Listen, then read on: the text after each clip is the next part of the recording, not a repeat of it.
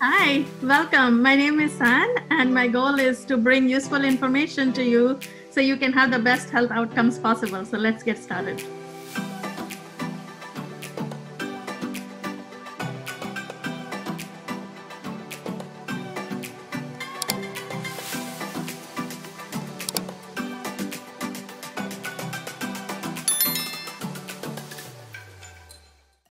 So, in general, who's a caregiver?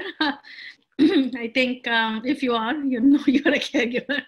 But it's something that we may not have thought about. It's not something that we went to school for. So it's something that we love the other person and we want to be there for them. And that's why we are doing what we can.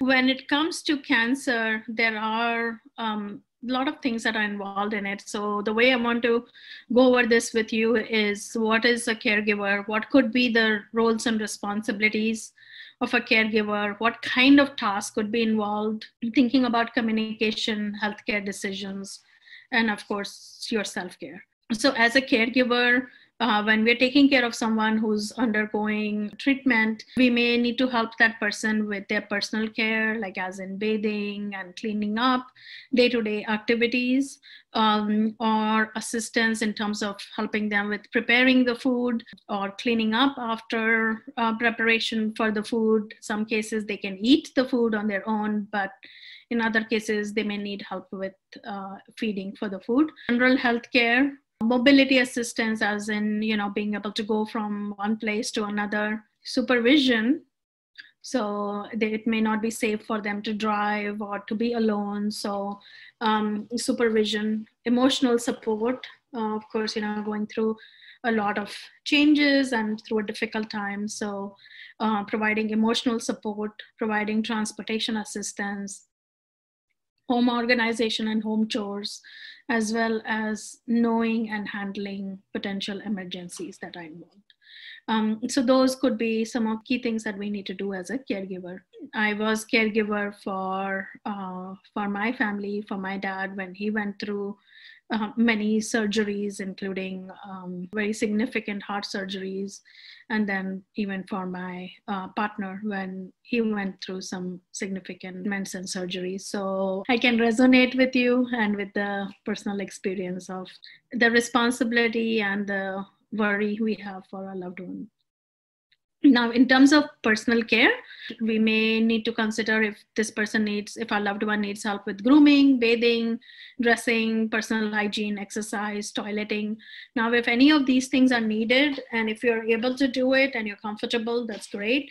If not, then if you need help in terms of being able to move that individual, then there are devices and lifts and all kinds of equipment that is available.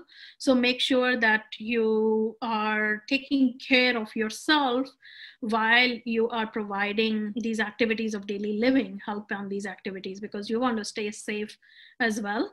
Also, for some of these activities, based on your health insurance, you may qualify for some help so that you can have someone come home and help with these activities. Or the other thing is, in some cases, you may qualify to be reimbursed from the insurance for providing caregiving activities. So those are also things you can keep in mind for these activities. When it comes to preparation of food, then again, there may be work involved in grocery shopping, cooking, feeding the patient, organizing, cleaning the kitchen. Those are the kind of things you may want to keep in mind about how much time and effort it's going to take to do these activities, because I'm sure you are juggling a lot of things as well. So being aware of this responsibility that you're taking on and the amount of time and effort it's going to take, you'll want to figure out a way to manage that, to balance that with other things so that you can take care of yourself and be available for your loved one for these activities. Also, general health care. So ensuring that your loved one is taking medications, keeping track of the medications, assisting with going to appointments, taking notes, things like that.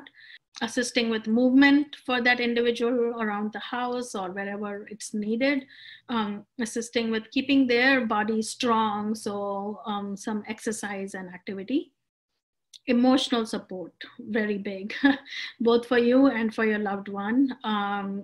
Being able to think about those and work through those emotional support, finding those activities proactively that work for you and your loved one is going to be important.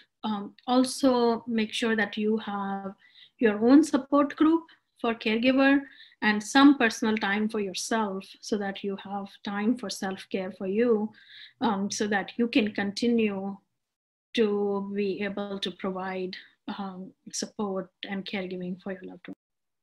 Thank you for watching. If you would like to know about more content along these lines, then hit the subscribe button and the notification bell so you'll be informed when we create more. If you like this video or you have some thoughts to share, then please comment and hit the like button. And you can always reach us on our platform and the different sites which I've put in the description below. Thank you, and my best wishes to you on your healthcare journey.